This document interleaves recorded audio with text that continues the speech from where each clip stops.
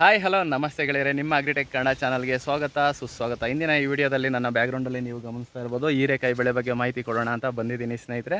So ಹೀರೆಕಾಯಿ ಬೆಳೆ ಬಗ್ಗೆ ಯಾವ ತಳಿ ಮತ್ತು ಏನೆಲ್ಲ ಒಂದು ಪ್ರೊಸೀಜರ್ ಇಲ್ಲಿ ಈ ರೈತರು ಮಾಡಿರ್ತಾರೆ, ಜೊತೆಗೆ ಎಷ್ಟು ಅಂತರಗಳನ್ನ ಕೊಟ್ಟಿರ್ತಾರೆ, ಜೊತೆಗೆ ಕಾಯಿ ಕ್ವಾಲಿಟಿ ಎಲ್ಲ ಯಾವ ರೀತಿ ಇದೆ, ರೋಗ ಲಕ್ಷಣಗಳು ಯಾವುದಿರುತ್ತೆ, ಮತ್ತು ಕೀಟ ಬಾಧೆ ಏನು ಬರ್ತದೆ, ಒಟ್ಟಾರೆ ಮಾಹಿತಿ ಬಂದು ಈ ವಿಡಿಯೋದಲ್ಲಿ ಡಿಸ್ಕಸ್ ಮಾಡೋಣ. ವಿಡಿಯೋ ಇಂಟ್ರೆಸ್ಟಿಂಗ್ ಆಗಿರುತ್ತೆ, ದಯವಿಟ್ಟು ಯಾರು ಸ್ಕಿಪ್ ಮಾಡಬೇಡಿ.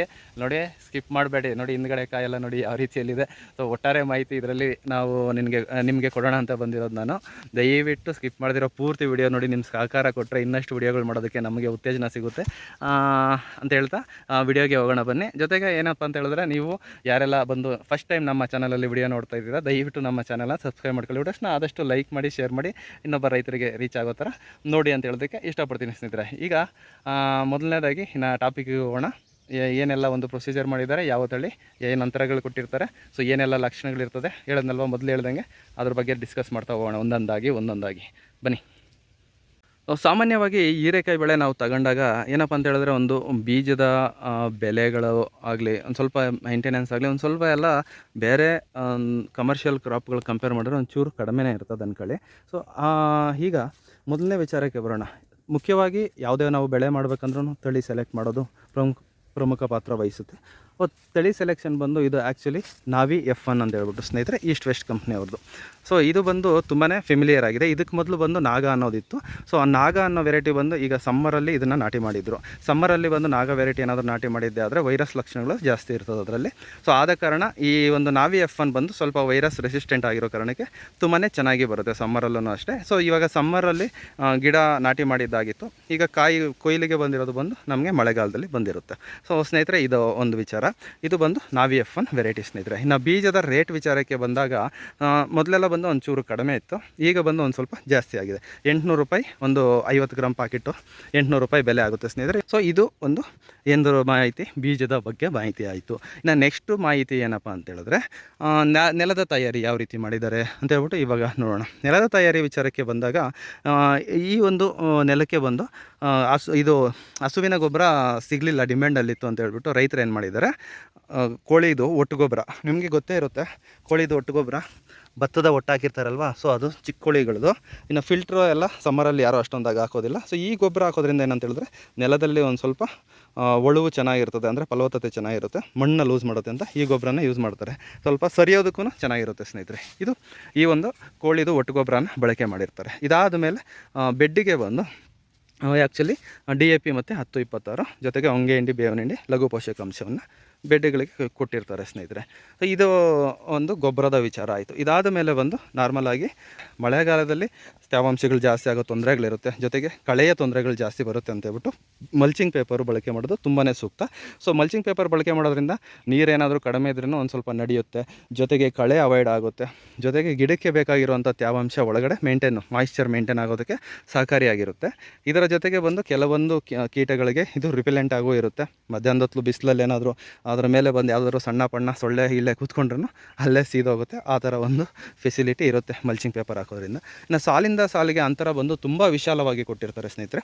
ತುಂಬ ವಿಶಾಲವಾಗಿ ಅಂತ ಹೇಳಿದ್ರೆ, ನಿಮಗೆ ಇಲ್ಲಿ ನೀವು ಗಮನಿಸ್ತಾ ಇರ್ಬೋದು, ಸಾಲಿಂದ ಸಾಲಿಗೆ ಸರಿಸುಮಾರು 8ರಿಂದ 9 ಅಡಿಯಷ್ಟು ಅಗಲ ಇದೆ ಸ್ನೇಹಿತರೆ. ಇಲ್ಲಿ ನೋಡ್ತಿರ್ಬೋದು, ನೋಡಿ ಎಷ್ಟು ನೀಟಾಗಿ ಅಗಲವಾಗಿದೆ ಅಂತ ಹೇಳ್ಬಿಟ್ಟು. ಸೊ ಈ ರೀತಿಯಲ್ಲಿ ಸ್ವಲ್ಪ ಅಗಲವಾಗಿ ನೀಟಾಗಿ ಪ್ರೀಷಿಯಸ್ ಆಗಿರಬೇಕು ಬಳ್ಳಿ ಜಾತಿ ಬೆಳೆಗಳಿಗೆ. ನೆಲದಲ್ಲಿ ಚೆನ್ನಾಗಿ ತಾಕತ್ತಿತ್ತು ಅಂತ ಹೇಳಿದ್ರೆ, ಯಾಕಂತ ಹೇಳಿದ್ರೆ ಬಳ್ಳಿ ಬಂದು ನೆಲದಲ್ಲಿ ತಾಕತ್ತಿದ್ರೆ ತುಂಬಾ ಚೆನ್ನಾಗಿ ಸ್ಪ್ರೆಡ್ ಆಗುತ್ತೆ. ನಾವೇನಾದರೂ ಹತ್ತತ್ರದಲ್ಲೇ ಹಾಕಿದ್ದೆ ಆದರೆ ಪೊದೆ ಥರ ಆಗೋಗ್ಬಿಟ್ಟು ಏನಾಗುತ್ತೆ, ಕಾಯಿ ಅನ್ನೋದನ್ನು ಕೊಯ್ಯೋದಿಲ್ಲ ಸ್ನೇಹಿತರೆ. ಒಂದೇ ಸರ್ತಿ ಫುಲ್ಲು ಕವರ್ ಆಗಿಬಿಟ್ಟು ಕಾಯಿ ಕಡಿಮೆ ಕೊಯ್ಯುತ್ತೆ. ಸೊ ಆದಷ್ಟು ಒಂದು ಸ್ವಲ್ಪ ದೂರಕ್ಕೆ ಹಾಕ್ಕೊಬೇಕು. ಸೊ ಈ ರೈತರು ಕೊಟ್ಟಿರುವಂಥ ಡಿಸ್ಟೆನ್ಸ್ ಬಂದು 8ರಿಂದ 9 ಅಡಿ. ಇನ್ನು ಸಸಿಯಿಂದ ಸಸಿಗೆ ಅಂತರಗಳು ನೋಡೋದು ವಿಚಾರಕ್ಕೆ ಬಂದಾಗ ನೋಡ್ತಿರ್ಬೋದು, ಸರಿಸುಮಾರು 1.5ರಿಂದ 2 ಅಡಿವರೆಗೂ ಒಂದೊಂದು ಇದಕ್ಕೆ ಸಸಿಯಿಂದ ಸಸಿಗೆ ಅಂತರಗಳನ್ನ ಕೊಟ್ಟಿರ್ತಾರೆ ಸ್ನೇಹಿತರೆ. ಸೊ ಇದಾಗಿತ್ತು ಒಂದು ಅಂತರಗಳ ಒಂದು ಮಾಹಿತಿ. ನೆಕ್ಸ್ಟು ವಿಚಾರಕ್ಕೆ ಹೋಗೋಣ ಸ್ನೇಹಿತರೆ. ಇನ್ನು ನೆಕ್ಸ್ಟು ಗಿಡದ ಸ್ಟಾರ್ಟಿಂಗ್ ಹಂತದಲ್ಲಿ ಏನಪ್ಪ ಅಂತ ಹೇಳಿದ್ರೆ, ನಮಗೆ ಅಂಥ ತೊಂದರೆಗಳೆಲ್ಲ ಏನು ಕಂಡು ಬರೋದಿಲ್ಲ. ಅಂದರೆ ರೋಗ ಲಕ್ಷಣಗಳು, ಕೀಟಬಾಧೆಗಳು ಇದೆಲ್ಲ ಸ್ವಲ್ಪ ಮಟ್ಟಿಗೆ ಕಡಿಮೆನೇ ಇರುತ್ತೆ. ಅದನ್ನು ಇವಾಗ ಡಿಸ್ಕಸ್ ಮಾಡೋಣ.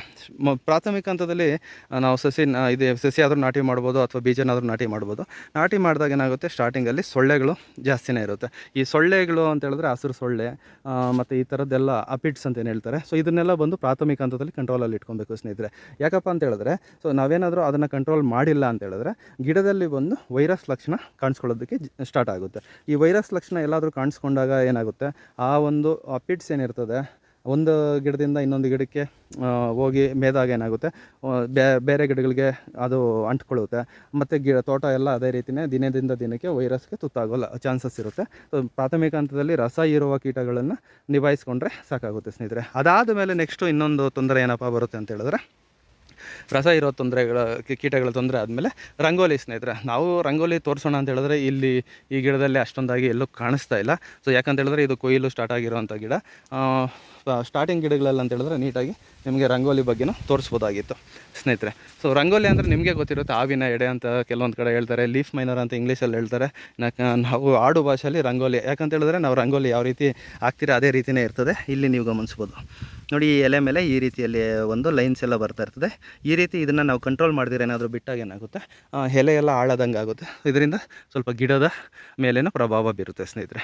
ಇದು ಪ್ರಾಥಮಿಕ ಹಂತದ ಒಂದು ಕೀಟ ಬಾಧೆ. ನೆಕ್ಸ್ಟ್ ಅದನ್ನು ಹೊರತುಪಡಿಸಿ ನೆಕ್ಸ್ಟು ಇನ್ನೇನಪ್ಪ ತೊಂದರೆ ಬರುತ್ತೆ ಅಂತೇಳಿದ್ರೆ, ಸ್ವಲ್ಪ ತ್ರಿಪ್ಸು ಅಂಥವು ಇರ್ತವೆ. ಅಂತೇಳಿದ್ರೆ ಈ ಒಂದು ಬಳ್ಳಿ ಜಾತಿ ಬೆಳೆಗಳಲ್ಲಿ ತ್ರಿಪ್ಸ್ ಬಂದ್ರೇನು ಅಷ್ಟೊಂದಾಗಿ ಏನೋ ಇಂಪ್ಯಾಕ್ಟ್ ಆಗೋದಿಲ್ಲ. ಯಾಕಂತೇಳಿದ್ರೆ ಎಲೆಗಳು ಜಾಸ್ತಿ ಇರ್ತದೆ. ಸೊ ಅದು ಮೇದ್ರೇನು ನಮಗೇನು ಅಷ್ಟೊಂದು ತೊಂದರೆ ಬರೋದಿಲ್ಲ. ಬಟ್ ಏನಂದರೆ ಹೂವಲ್ಲಿ ಏನಾದರೂ ಸ್ವಲ್ಪ ಕೊನೆಗಳಲ್ಲಿ ಕೂತ್ಕೊಂಡು ರಸ ಇರಿದಾಗ ಏನಾಗುತ್ತೆ, ಕಾಯಿ ಸ್ವಲ್ಪ ಡೊಂಕಾಗೋದಾಗಲಿ, ಒಂದು ಸ್ವಲ್ಪ ಚೆನ್ನಾಗಿ ಕ್ವಾಲಿಟಿ ಬರೆದಿರೋದಾಗಲಿ ಈ ರೀತಿ ತೊಂದರೆಗಳು ಬರ್ತದೆ ಅಷ್ಟೇ. ಅದನ್ನು ಹೊರತುಪಡಿಸಿ ಮುಖ್ಯವಾಗಿ ಇದರಲ್ಲಿ ಸೊಳ್ಳೆಗಳು ಮತ್ತು ಇದು ಏನು ಅಪಿಡ್ಸ್ ಏನಿದೆ, ಸೊ ಇದನ್ನು ಸ್ವಲ್ಪ ಹತೋಟಿಯಲ್ಲಿ ಇಟ್ಕೊಬೇಕು.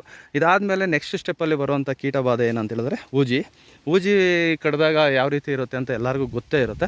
ಸೊ ಸುಮಾರು ಜನ ಉತ್ತರ ಕರ್ನಾಟಕದವರು ತುಂಬ ಜನ ಹೀರೆಕಾಯಿ ಬಗ್ಗೆ ನೋಡ್ತಾ ಇರ್ತೀರ. ಇನ್ನು ಊಜಿ ಬಗ್ಗೆ ಮಾತಾಡ್ತಾ ಇದ್ರಿ. ಇಲ್ಲೊಂದು ಊಜಿ ಆಲ್ರೆಡಿ ಕಾಯಿ ಮೇಲೆ ಕೂತಿದೆ, ಇಲ್ಲಿ ಗಮನಿಸ್ಬೋದು ನೋಡಿ. ಇಲ್ಲಿ ಕೂತ್ಕೊಂಡು ಇದು ಆಲ್ರೆಡಿ ಅದು ಕುಚ್ಚಿಬಿಟ್ಟು ಅದ್ರ ಮೊಟ್ಟೆ ಏನೋ ಇಡೋದಕ್ಕೆ ಸ್ಟಾರ್ಟ್ ಮಾಡಿದೆ. ಇಲ್ಲಿ ನೋಡ್ತಿರ್ಬೋದು. ಇದು ಝೂಮ್ ಆಗೋದಿಲ್ಲ, ನಮ್ಮದು ಅಂಥ ಐ ಎಂಡ್ ಫೋನಲ್ಲ, ದಯವಿಟ್ಟು ಕ್ಷಮೆ ಇರಲಿ, ಓಕೆನಾ. ಸೊ ಇಲ್ಲಿ ನೋಡಿ, ಇಲ್ಲಿ ಈಗ ಇದು ಮೊಟ್ಟೆ ಏನೋ ಇಡ್ತಾ ಇದೆ ಕೂತ್ಕೊಂಡು. ಸೊ ಇದರ ಸಮಸ್ಯೆ ಒಂದು ದೊಡ್ಡದಾಗಿ ಕಾಡುತ್ತೆ ಸ್ನೇಹಿತರೆ. ಈ ಒಂದು ಸಮಸ್ಯೆ ಯಾವ ರೀತಿ ಅಂದರೆ, ಅದು ಮೊಟ್ಟೆ ಇಟ್ಟಿರೋ ಜಾಗದಲ್ಲಿ ಬಂದು ಕೊಳೆಯೋಕ್ಕೆ ಸ್ಟಾರ್ಟ್ ಆಗುತ್ತೆ. ಸೊ ಆ ಕೊಳೆತಿರೋ ಜಾಗದಿಂದ ಏನಾಗುತ್ತೆ, ಪೂರ್ತಿ ಕಾಯೆಲ್ಲ ಕೊಳೆತು ಹಾಳಾಗುತ್ತೆ ಸ್ನೇಹಿತರೆ. ಸೊ ಇದನ್ನು ಒಂದು ಮುಖ್ಯವಾಗಿ ಹತೋಟಿಯಲ್ಲಿ ಇಟ್ಕೊಬೇಕು. ಊಜಿನ ಹತೋಟಿಯಲ್ಲಿ ಇಟ್ಕೊಳ್ಳೋದಕ್ಕೆ ಈಗ ತುಂಬಾ ಟ್ರ್ಯಾಪ್ಸು ಜೊತೆಗೆ ಅದರದ್ದೇ ಆದ ಕೆಲವೊಂದು ಔಷಧಿಗಳಾಗಲಿ ಇದನ್ನೆಲ್ಲ ಇರ್ತದೆ. ಸ್ವಲ್ಪ ಸ್ಮೆಲ್ ಇರೋವಂಥ ಔಷಧಿಗಳನ್ನ ಬಳಕೆ ಮಾಡಿದ್ರೆ ಆದಷ್ಟು ಉತ್ತಮವಾಗಿರ್ತದೆ ಸ್ನೇಹಿತರೆ. ಇಲ್ಲಿ ನೋಡಿ, ನಾನು ಇಷ್ಟು ಮಾತಾಡ್ತಾ ಇದ್ದೀನಿ, ಇಲ್ಲೇ ಇದೆ.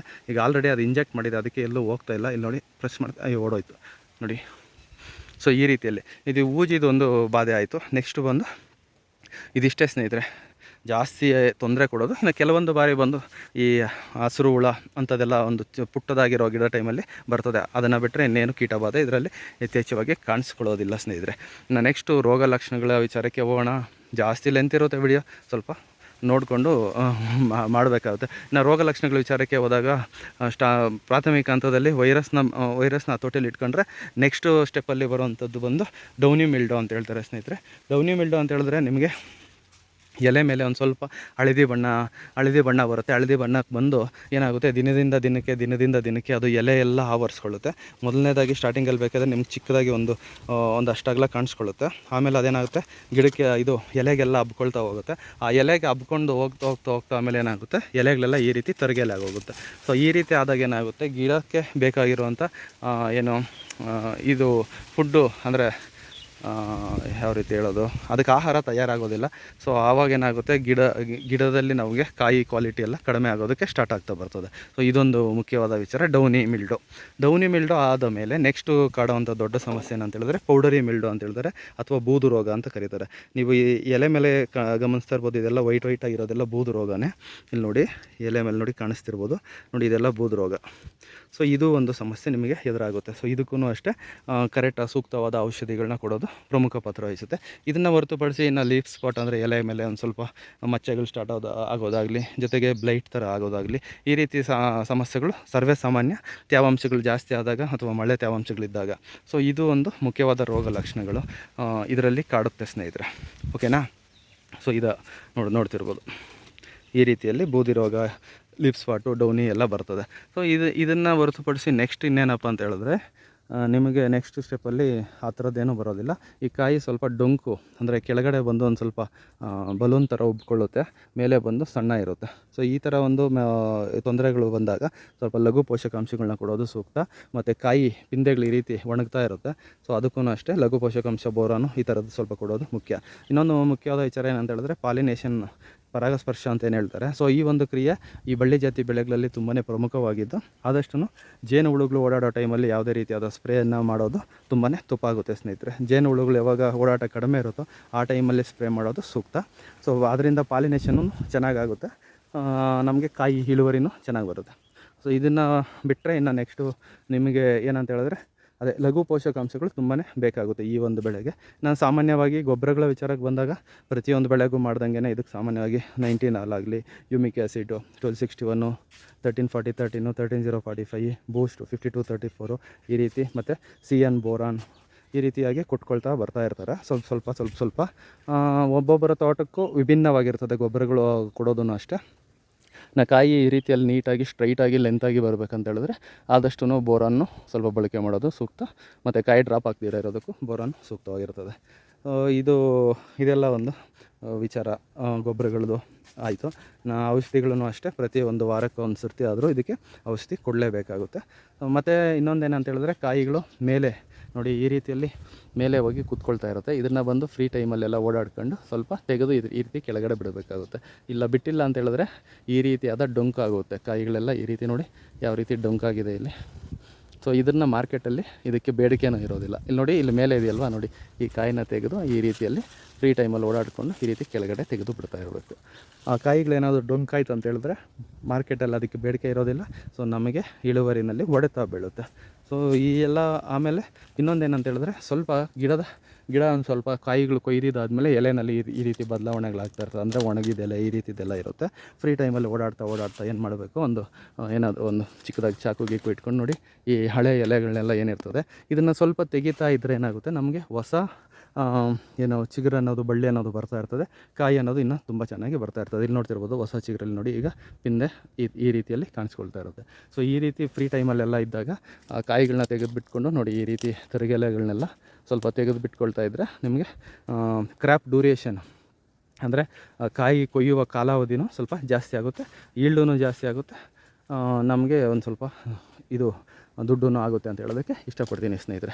ನೋಡಿ ಇದೆಲ್ಲ ತೆಗಿತಾ ಇರಬೇಕು ಆವಾಗ ಫ್ರೀ ಆಗಿರೋ ಟೈಮಲ್ಲಿ. ಸೊ ಇದಾಗಿತ್ತು ಒಂದು ಹೀರೆಕಾಯಿ ಬೆಳೆ ಬಗ್ಗೆ ಒಂದು ಸಂಕ್ಷಿಪ್ತವಾದ ಮಾಹಿತಿ. ಮಾಹಿತಿ ಎಲ್ಲರಿಗೂ ಇಷ್ಟ ಆಗಿದೆ ಅಂದ್ಕೊತೀನಿ. ಇಷ್ಟ ಆಗಿದರೆ ದಯವಿಟ್ಟು ನೀವು ಮಾಡಬೇಕಾಗಿರೋ ಕೆಲಸ ಒಂದೇ, ಚಾನಲ್ನ ಸಬ್ಸ್ಕ್ರೈಬ್ ಮಾಡ್ಕೊಳ್ಳಿ, ವಿಡಿಯೋಸ್ನ ಆದಷ್ಟು ಲೈಕ್ ಮಾಡಿ, ಶೇರ್ ಮಾಡಿ ಅಂತ ಹೇಳ್ತಾ ಈ ವಿಡಿಯೋ ಇಲ್ಲಿಗೆ ಮುಗಿಸ್ತಾ ಇದ್ದೀನಿ. ಯಾರೆಲ್ಲ ಈ ವಿಡಿಯೋ ಪೂರ್ತಿ ನೋಡಿದ್ರೆ ಎಲ್ಲರಿಗೂ ನನ್ನ ಕಡೆಯಿಂದ ತುಂಬ ಹೃದಯ ಧನ್ಯವಾದಗಳು. ಟೇಕ್ ಕೇರ್, ಬಾಯ್ ಎಲ್ಲರಿಗೂ.